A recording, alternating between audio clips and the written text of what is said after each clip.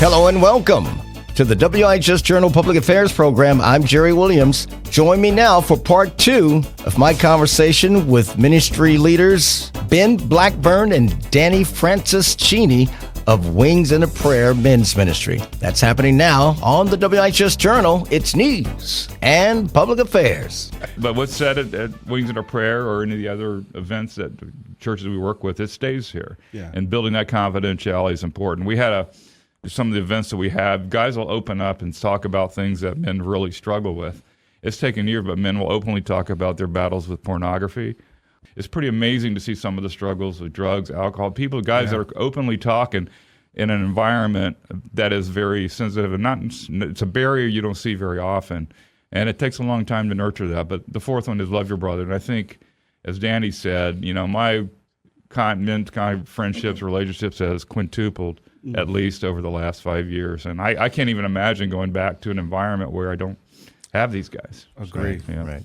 You mentioned drugs and alcohol. In fact, you started off at Sliders and you moved from Sliders because in case someone is still might be struggling with resisting alcohol because Sliders have. And some pastors came up and told me that. I said, just be sensitive to that. And we realized that it was a good local gathering because I think and Ed brought this point up when we were forming it. He said, we got to have a neutral place, which isn't out of church. We got to have somewhere that's accommodative, and Sliders was. But we realized that was an impediment.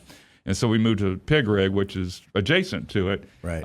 Family barbecue. They don't have alcohol. It's and they've been very helpful to us. In fact, they've even catered men's Christian events around here. So it's a symbiotic relationship that we see with them and as well in this. I can't help but think how that conversation went when someone approached them and said, hey, we'd like to have a Christian men's gathering here in your restaurant. I can't help but think how that went. Yeah. Whoever was the person to go and speak to management. Yeah, well, Ed did that. And it was like Mark and Brenna, who owned the Pig Rig, they were very over the moon. Like, yeah, absolutely, come in. We'd love to have you guys. We're there from 7 to 8:30. They normally close at 8, but they keep it open just for our event, for that extra half an hour. Yeah. A shout out to the Pig Rig. God bless them to have these brothers, on fire for the things of God, or have a hunger and thirst for the things of God and fellowship amongst the brothers. It's another like a mini iron sharpening iron. Yeah, it is conference. In fact, you mentioned that one of the main speakers, Iron Sharpens Irons, is one of our original members, and Pastor Tom McMillan's a big supporter of our ministry, and I think Pastor Tom would tell you that there's a real strong correlation between churches that are growing and are vibrant and the effectiveness of their men's ministries. So there's like an almost one-to-one relation. I can look at all because we have a lot of exposure to these churches, and those that are very vibrant and mature and passionate are growing exponentially because, and I believe part and parcel, they got men engaged in their church that are using their gifts and growing their local church. If you're just joining us, we are with Ben Blackburn and Danny Francis-Cheney of Wings and a Prayer Men's Gathering. Speaking of men's gathering, this one fascinates me. It's like this revolving embers. Yes. I want you, Danny, to explain embers. Embers started last February. We had a brother that was going through difficult problems. He was going through a divorce. The host that hosted the first group gathering called myself, Ben, and another brother, Tom, and said we need to rally around our brother. He's going through a difficult time.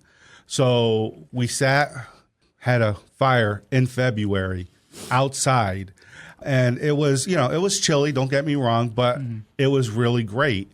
And we loved on our brother. We sat there and talked, real sensitive talk. I mean, men don't do that. Men aren't sensitive. Men don't cry.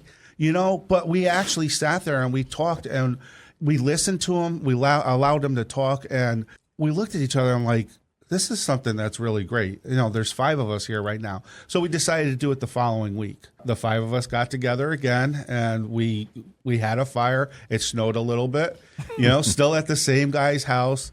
I'm like, this is something that needs to continue. We should do this every Tuesday. Let's do it at somebody else's place. It doesn't have to be at the same place all the time. And they agreed. I don't have a fire pit, but I had a crackling fire on my TV.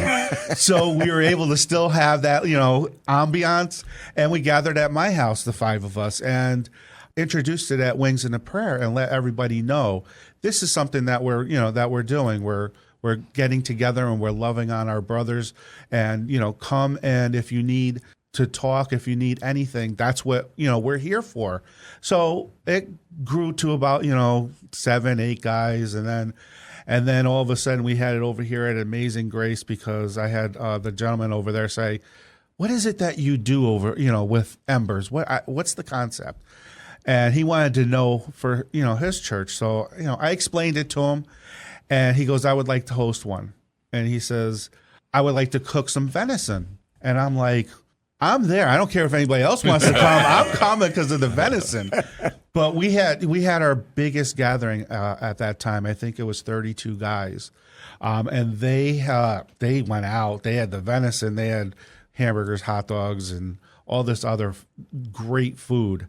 And that really blew up. What we ended up doing with Embers is we introduced the food aspect to it, and we have competitions with the food now. Who can bring the most elaborate food? Sometimes we have themes. What we did is we incorporated a message.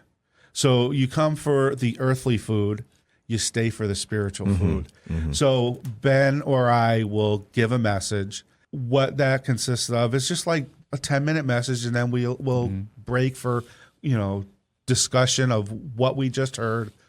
And we have testimonies. We have guys that come from California, get off a plane, and come to Embers that have never been there before. They're like, oh, this is great. The great aspect is going to different houses. We have people that want to host. The aspect of going to somebody else's house, they're ready and willing to host 30 plus guys. Just, we love on each other in the beginning. We, the camaraderie is great. We're on Group Me, so we're bantering back and forth. Oh, I'm going to do this. I'm putting the challenge down. So it's it's guys just having fun. But like I says, it's you come for the earthly food, you stay for the spiritual food. Yeah. So that's Embers every Tuesday night. It's been going on for over a year. Yes, consistently every Tuesday. It has not died. No. It's Praise actually God. exploding. We had 30 the other night. Yeah, it's a fairly, 2 fire pits. 2 fire pits, double fire pit. Yes. Just a couple things I want to add about that is that the men's ministry should be fun, right? You should make it enjoyable, relaxing, do things that guide you. You don't have to have a rigid format, just making it where it's open, welcoming. And guys like food, let's admit it, right? Yeah. And barbecue, we like fire. And I think that's a key part of this ministry. And I think the second thing I want to add is Danny and I have this vision of a goal of, well, our Embers is parachurch. There's multiple guys, different churches. We would like to see local churches get that same concept, build their own fire pit on their grounds and have, if they don't have it already, and have their guys just meet it and try it. We have a formula we think that works here, some basic formula, but it works. And would love to see guys use that at their church and have their guys do the same kind of experience we have, maybe not weekly, but periodically, because it does open up something about the fire. It really does open the piece up and make it fun. Yes. It gets intimate. You really do get raw in these meetings, and like I said, I'm blown away by it. And the weather's getting nicer? So that's Embers every Tuesday night at some brother's house. It's food, fellowship, men gathering, iron sharpening iron. Yes. Speak your heart. I think that's a great thing. Yeah. Praise God. Thank you. One thing I want to ask is just when we have a website. It's wingsandaprayer.org. wingsandaprayer.org. You can go there and find all the different events we just spoke about, including Embers tonight and everything. It's a good part of the hub and spoke is having that availability to understand what are going on in the gatherings. I know if guys are interested, go to that website or you'll be able to get a lot of the information and progress that we do. So. Thank you for that reminder. And also, you can go to our website at WIHSradio.org and you'll see the link to not only Wings and a Prayer, but all the other Yeah. men's gathering that Correct. brother, who puts that together? Yeah, Louis Nobrega is one of our brothers. He actually designed the website, launched it. We keep it, but each of the individual members that run their churches update it periodically. They are Ben Blackburn and Danny Franciscini of Wings and a Prayer Men's Gathering, which is happening tonight. It's every second Thursday of the month at the Pig Rig in Wallingford, and it's from 7 to 8:30. That's correct. Right? Yeah.